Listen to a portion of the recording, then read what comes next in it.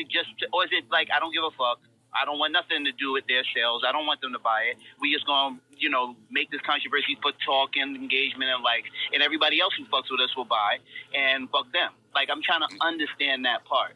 I can answer you, Bobby. It's the second one. No, Bobby, this is an easy one. The entire black population of the United States of America lives under the velvet rope syndrome. Right? Everything that we try to achieve in this country is through the permeation of white supremacy.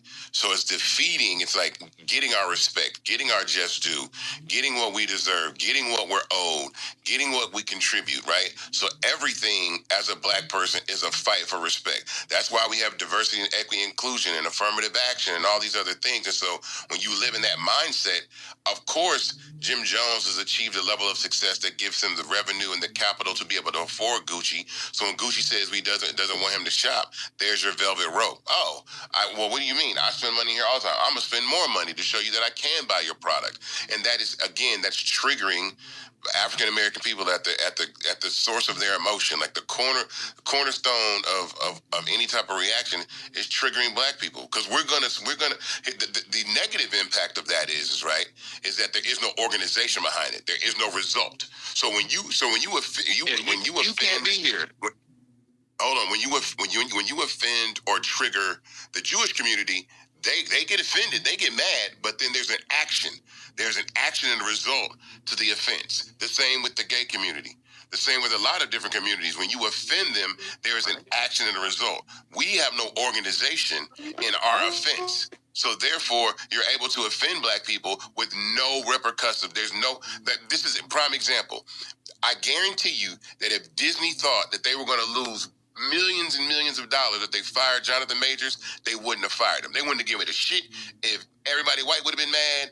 Everybody been mad. But if they know that every single black person was like, we'll never watch a Disney movie again, screw Black Panther, I don't give a damn if you hire another king, we not coming back, they would have kept that man on board. But we don't ever act right on our disrespect. We don't ever respond. We complain, and then we just go right back to doing the same shit. And they're like, oh yeah, y'all ain't finna do shit, so we don't give a shit. That's why nobody faces the repercussions of disrespecting the black community ever. No one does. You know what it is, Isaac? We tolerate towards other black people. That's it. We don't retaliate towards white people. We do something. We actually do something. We do something by getting online, talking about it. It's trending. It's on TV. Brother.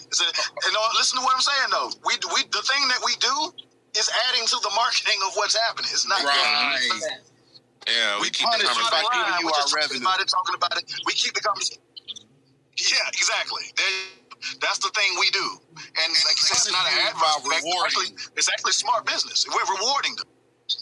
Like, real quick, why that can't happen, because there is no we, right? Everybody else, there's a we. They have somebody representing them to lobby.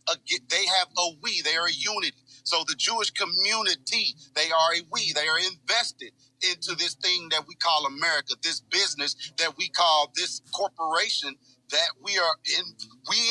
We all breathing and living in this thing too. There is no we.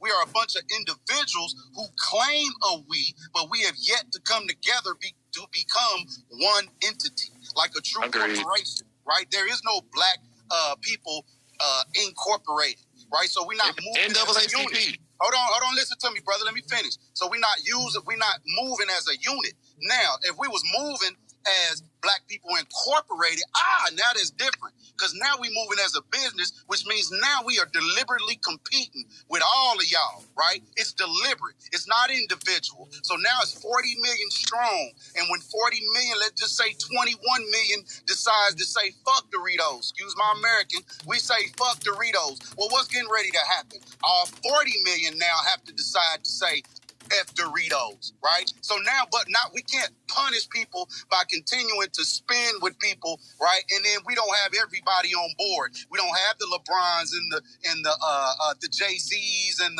you get what I'm saying? They not on board. Why? Because ain't no pressure. They're endorsed in they endorsed in marketing. So Jay-Z's duty is to market himself, whether he did what Isaac just said. Isaac can say, shitty draws, and everybody gonna go in a hoopla, right? But Isaac did what he was supposed to do. He got you in physically, literally engaged to do something. Not, or either you gonna type, either you gonna stay and just look right for a moment until the end. That's engagement. Engagement is the new currency. It's digital currency. So whether you spend money with me or not, right? You don't have to spend money with me. The very fact that I'm sitting right here right now talking, that's currency. That's data. Right? And so now I know that this young man that's talking right now want to do more than talk on fan base. He might want to get a mortgage. He might got kids in school. He might like these certain type of shoes. Oh, he likes the fancy stuff. He likes the low. Data is everything. So I don't want your money. Keep your money. These advertisers are going to give me all the money that you don't want to give me, and I get all your information for free. So in landing, right, until we become a entity, how we move politically, how we move socially, is all going to be affected because everybody else is united. The Sikhs are united. The Islamic community, depending on wherever they at, are united, right? The Jewish community are united. The Asian community, East and West, are united. The Nigerian community. I gotta land you. My bad, bro. Listen, I'm there. I'm just trying to make my point that they are united. And so until we take that same mind frame, right, we're gonna be in the same position, consumers. I hear you. Thank you for that. Antonio. Okay. Let's get Antonio real quick. What's up, everybody? How y'all doing? Good morning. Antonio, where you calling from, bro? I kind of came in late to the conversation, so I missed what you said, Isaac. But I want to say this, and I don't want to turn it into a bash session. But in my opinion, I feel like having more Grammys than anybody that ever lived and being mad that you don't have one specific Grammy is a little bit ungrateful. That's kind of wild to me. So that's all. We're going to continue this conversation after the conversation. Hang out, Antonio. Stay put, because I'm the most, though. Stay put, because I'm gonna handle that conversation. Because I want to have that. I'm ready for the smoke on that one. I think there's an angle that a lot of us are not talking about right now. So, like, when we sit down and we talk about engagement and, like, controversy and stuff like that, it's not really, like, for me, like, I started doing interview content because I wanted the audience to be, I wanted my voice to be an identifier. I was a dancer, an acrobatic dancer before, and people would look at me and say, oh, can we see a dance? Let me see you flip. Let me see you dance. And I wanted people to actually listen to what I had to say. So I changed my content so people can identify my voice with interacting. So when you see, like, all these people do these controversial situations, and you're like, oh, yeah, they're making a whole bunch of money off of it. No. Now the people who watch me or watch any of my videos know that I can have a conversation with people in real life, in real time, and respond appropriately, which puts me in a position of interaction and engagement, which makes people more comfortable with listening to what I have to say visually and audially. That makes sense? Yep. Yeah, for sure. Yeah, so, like, when you Ed from LA. Ed, welcome to the program, my brother. What would you like to add to the conversation? What's up, Room? And it's Ed from Florida. Ed from Florida. I'm sorry. Yeah. I ain't see the F. So I ain't see the F. Yeah, no worries. Speaking to Isaac's point and Natasha's point, because I really love them about the drama that people tend to engage in. I see it a lot, and it's actually sad, and I feel bad for us in that way, because it seems like drama sells, negativity sells, foolishness sells. I went a different direction with my book. So in my book, Confessions of a Side Dude, it is a story about a young black gay male. That's the thing I think that's probably going to be the thing to draw them in, and why I think it's going to take off. But when you actually engage in the story, what you find really is the overarching theme is about community. What you find are visuals and imagery of black and brown people who are well-to-do in their respective places in life come together to do something to take care of their people. They actually get up and they formulate a plan at the table to go forward with what it looks like when we come together to provide for each other, to invest in our communities, to promote ownership, to promote leadership, and just general well-being. So when people get involved in the story and they actually get past the fact that, yeah, this is a gay male, they actually get a beautiful story and beautiful interactions of people who look like each other, who have similar upbringing and went through similar traumas, but they actually took all of that pain and all of that pressure and all of that rejection, because we do live under a velvet rope. I never thought about it like that until today, but we do. But they actually took all that and they decided, you know what, we love each other enough that we're going to be the owners. You know what I'm saying? I even dealt with the fact that there was a food desert in this particular section of Miami Gardens that my character lives in. And we just have a great conversation in that book. There's history in that book. You know what I'm saying? There's success in that book. There's wisdom in that book. And I'm hoping to share that conversation with people. Okay. Well, I love the plug, my brother. Tell us where we can find the book. Well, as soon as I get my money together, you know, it's going to be on editable.com. Okay. Yeah, You gotta be kidding Sounds me. good, my brother. I didn't do that, Hold y'all. on, Nick. Nick, there go 100 hearts for that damn promo. There you go, Gary. I guess talking about it and not having it ready was marketing. I'm going on mute. Oh man, yeah, I was disappointed in it. I was like, damn, no actual book. That's crazy. I do want to. Let me see who we got. All right, so yeah, that was the last hand we had up. All right, so I do want to kind of we get lost in the weeds sometimes when we bring out these type of conversations. Like I said, we'll get lost on Jay-Z or the Grammys or whatever the case may be. And I know y'all going to do the after party after 11. At 11 o'clock, guys, so everybody who wants to stick around at 11 o'clock, we can kind of veer off a little bit. Oh, I'm going to change the title of the room and everything. But I do want to call attention to somebody that I actually learned how to tweet from. Like, he didn't say anything necessarily about tweeting, but I just learned by watching.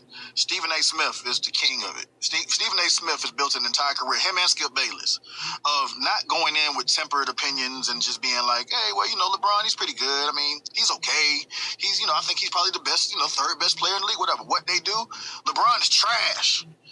LeBron is those that hyperbole, those extremes. That's what gets everybody going, because now you want to, you know, dispel that rumor or be like, yo, how the fuck do you think that Jay-Z is not the greatest rapper ever? Or how do you know what I'm saying? Like, when I see it time and time again. And the thing that me and Wendy Day talked about maybe 2 or 3 weeks ago, Wendy Day made a post and she said that what kills most careers in politics, in music, in most of anything is indifference.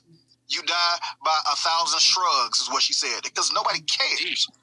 You know what I'm saying? Nobody cares. And so we care about Soulja Boy. Why? Because no matter if you think he's a pioneer or whether you think he's the worst rapper that ever, you know, came about, you care because you want to give your opinion on it. You don't think he's a middle of the road kind of thing, so you jump in and you say, nah, Soulja Boy is this or he's that. But how many rappers, how many entertainers, how many politicians, how many ball players do you just be like, I don't really give a fuck about? That getting that reaction, getting that emotion out of people is an achievement in itself. And I really, really, really believe that people are antagonizing us. People are like inciting us. People are gaslighting us for attention, for currency, for engagement, and honestly and truthfully, for revenue. It's happening time and time again. We see it on this call and on a micro level, but we see it in society on a macro level. And that's why I wanted to have this conversation. Let me ask you a question. Is there a result? Is there a thing that we should probably, now that we recognize the problem, right? Is there anything that we do to, how do we capitalize off being gaslit, right? Like, what is the way that we capitalize ourselves off being like, how do we capitalize off, like, okay, a prime example, here's another one. We know the street culture's been popping forever, right? But Shorty whose husband plays for the 49ers, she's the one that got the streetwear deal to use the NFL logos officially to sell her clothes, right? Or Travis Kelce got the fade, or the swag surf, right? So how do we profit that? Because even old boy from FLY, whatever, said, like, he wanted Taylor Swift to do a remix, and people got mad at him. Like, no, capitalize in it. Embrace it.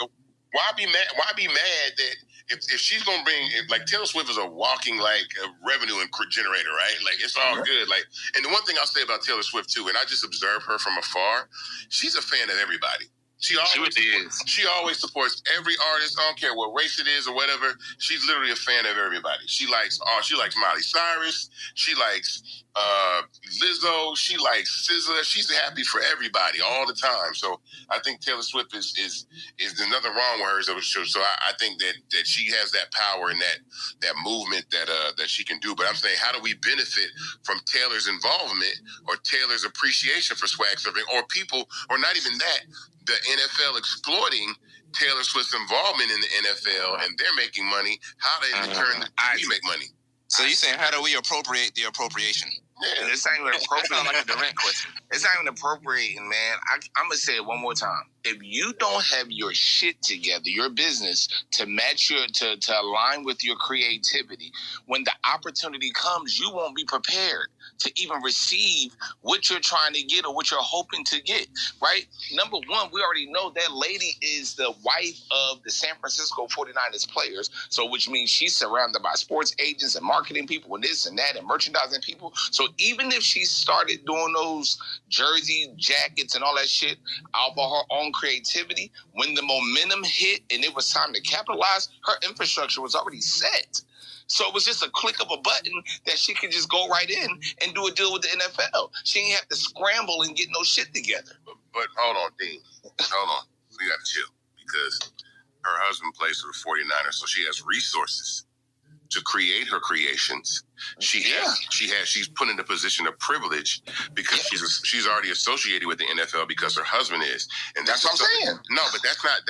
But nobody knew who she was before. She was doing things and she was making things, so she was always doing those things. But on a more micro level, the minute Taylor Swift stepped in the room, and put that jacket on, that's when people said, "Oh shit, who's that?" So you're correct. She does have the infrastructure, and it does solidify and validate that she's official and she's been here. But what Taylor Swift's influence did was catapult her through the stratosphere. Yes. And now we, people of color in fan base who otherwise would not know who she was last year, now we're talking about her. And my point in saying that is, Dean, that's not, see, this is what we got to have a conversation about. It's not black people's fault that we don't have the resources and the capital to build and create the things that other people create. I think that's bullshit. Like, as much as I love Amazon and Jeff Bezos, like Jeff Bezos' dad gave him $300,000 to start Amazon. Everybody ain't got $300,000 to start their company from their parents. They just don't have it. So you can't say that you're not prepared or you don't have your shit together when you don't have somebody to give you $300,000. When you have, so you're missing my point. I'm not talking about the average person making a shirt inside of their house. But my point is that my point in saying that is that's where streetwear comes from. Streetwear comes from the young black kid inside the house flipping the jersey and making it into the jacket. Now that idea has been created by black people, this wife of an NFL player is able, and she's talented. Jackets is fire. Don't get it twisted. They are. Jackets is fire. But my point is that she's able to stand on top of that innovation and use her relationships to be able to make a ton of money. So that's not the black kid's fault. Okay, I've been making these dope ass jersey jackets in the hood forever. NFL never gave me a contract. Let's make it localized. Really fast. I had a kid call me in Atlanta that does fashion, extremely talented. He said, "Hey, bro, how can you give me some brand partnerships, do some collaborations?" I said, "Bro, you haven't even dominated your backyard. You're talented, and you got some shit, but you haven't dominated. It's like the music business. You haven't dominated your backyard." You think Shorty dominated her backyard with him? Yeah, she is. Yeah, let me tell you why she didn't dominate her backyard. Let me tell you why she is. She ain't dominate her backyard, dog. Let me tell you why she is. It's not even an arguing point. When her girlfriends and the wives and the players, and right, her influencer network allows her to expedite her process of being I don't want to use the word domination, but basically establishing her brand, right? When you got Simone Biles, Taylor Swift, NFL players, these people that come to the games that's requesting jackets, before the Taylor Swift moment hit, I've been following this girl before this shit hit. Like literally. So it's like, oh her influencer network is sped up. It's more vast. It's more vast. So the kid that you told said you ain't dumb, but that's not dominating. That's not. No. Anything. Hear me out. That's standing on privilege. Virgil when he was. The same thing with Virgil when he was doing Pyrex, right? That man was dominating Chicago. That's different. No, that's different. No, that's different. Ain't no girl standing on the shoulders of the NFL and her husbands. I'm not knocking her at all. Again, the jackets are fire, but you're literally talking about someone that's standing on the privilege of the position that they're in. That's what I mean. It's the same thing. It's the same thing. Like Blue Ivy has Grammys, and Miley Cyrus just won her first Grammy last night. What are you talking about? That's standing on privilege. Blue Ivy is standing on privilege. She's not, because Blue Ivy dad is Billy Ray Cyrus. So goddamn Billy Ray Cyrus would have put Miley on an album, and Miley would have had an album back then. But you tripping. But go ahead. We gonna talk about Is her father not Billy Ray Cyrus? Hey, hold on, guys. So look, it's 11 o'clock. Like, come on. It's 11 o'clock, and I know where the conversation finna go. So like, y'all just gotta be serious about this shit. Hold on. It's 11 o'clock, guys. I want to tell everybody thank y'all for joining us on the Monday Morning Marketing Meeting. We do this every single Monday, 10 a.m. to 11 a.m. Eastern Standard Time-ish. We try to wrap it up, but then we get good conversation. All right, let me bring it back to marketing. Nick, let me cut you off right there. No.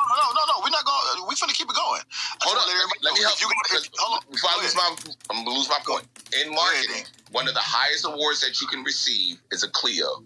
It's like a Grammy. It's like an Oscar. Right? So me or Nick, we have a marketing agency or whatever, and we say, you know what, Nick? We're going to list our children as account managers on this marketing campaign that we're submitting for a Clio. And Nick like, bro, my child 3, and I'm like, oh, my child 2, whatever. And then we win the Clio.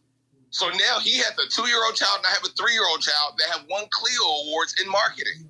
That's not motherfucking, that's just smart business. No, that's standing on privilege. It's privilege too. It can be both. It can be standing both. on privilege. And so look, hold on. I want to wrap this call though, because I will not wrap the call, but I do want to wrap up the first half of this call or whatever this ends up being. Because Gary, Isaac, I know y'all gonna rock out on this one. I got to step for a second, but I do want to say thank everybody in the audience, everybody on stage, everybody in the chat. Please keep the conversation going. We do this every single week on Mondays, exclusively here on Fanbase, where we talk marketing and all kind of other shit. But y'all see how these conversations go. We get really passionate about something that's dope. And I want to say thank y'all to everybody who gets on this call every week with us, because like for real, when we started this call, I was like, nobody wants to nerd out about marketing like me and Dean and Jason and a few of us that started. And I look at what this call has become, and so it's like super, super special that y'all even give a fuck enough to come on this call and discuss and comment about marketing stuff. You know, something that I do for a living. So I appreciate every last one of y'all. Keep the conversation going. I'm jumping. Gary, Isaac, y'all have the moderator floor. Yeah, because I got some shit to say. Got to bounce. Y'all bounce. And y'all keep it going in the chat. Keep it going on the conversation. And I'll holler at y'all next Monday. Peace. Peace out.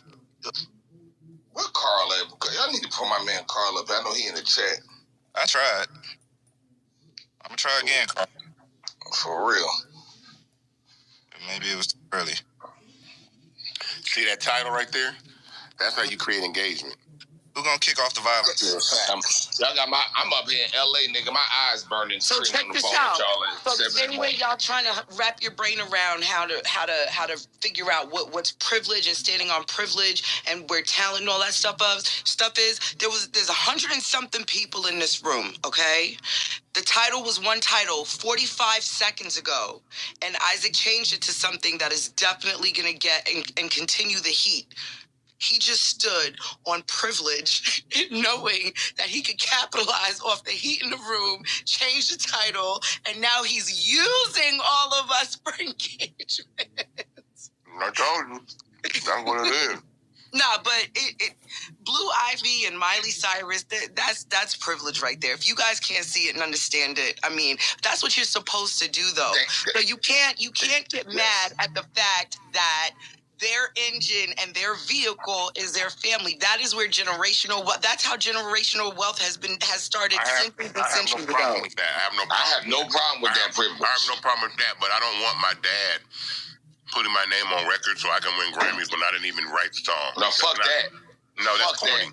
That's corny. No, it ain't. No, it ain't. That's corny. Guess what? Let me tell you why it's not corny. No, because what happens is that the privilege that you have. So by Jay-Z doing this, right? On one hand, you can say that's what you're supposed to do, and that's how you put your people and your children in a position to win, right? We can all agree on that. However, do we know the talent of that little girl? And this is no shade. This is anything, right? So until you have proven, there's many, many people who want to be in that position who are absolutely talented, who have done the work, who have paid their dues going to the classes and showing up and writing and all of that stuff, and they will never, ever, ever probably hold an award to the capacity and magnitude of that little girl, Miley Cyrus. So, so I want to say I am all for getting it out the garden instead of getting it out the mud, because I'm tired of looking at that mud shit, to be honest, for our people. However, I'm also a huge fan of, people navigating and mastering and getting the necessary skills, learning how to assimilate or learn how to grind or network or whatever it takes, right, to get yourself in. Because my little cousin was a singer, and I learned that with the AR people we were meeting and stuff, that there was a time where it's a shift where you had to come to the music industry ready. There was no more artist development. There's no more of that pouring in and investing and all that other stuff. And so even myself as an actor in Atlanta, that was one of the first things I was taught was dominate this shallow water first as far as the acting industry goes. And then you be able to compete, and also not only compete, but you can even appeal to the larger markets like the New Yorks and the LA. Atlanta has gained astronomical ground when it comes to running somebody down as far as, amount of output and production and the numbers that is done in the city of Atlanta with those film incentives and tax incentives that they have that stimulated the film industry, particularly because it was always music and other things like that. You got your Home Depots, your Delta Airlines, all that stuff has already been there, Coca-Cola, etc. But what the film industry and the ground that it finally started to cover, it was ridiculous. So that's something that I learned. And then what Dean, I think, said was, being able to have your package ready, right? When success is when preparation meets opportunity. And so there's a mixture of, you actually knowing your shit. And we're talking about a lot of things between entertainment, music, business, and most of all, marketing. And so being able to market, you have to have something, a product, a service, something for people to look at or either tangibly touch when it's time for you have actually acquired somebody's attention. So having that stuff, understand the business part of it, because the business part of music may be different than the business part of TV and film. And then that may be different from being a dentist. And then, navigating, because my cousin works in government contracting. That's a whole different thing, navigating mayors and those type of people. So it's just knowing your stuff, doing your due diligence, and coming prepared, and then that gives yourself at least an opportunity. I posted the link. I posted something that Snoop Dogg just posted on his page. You click the top of the link or in the chat. Anybody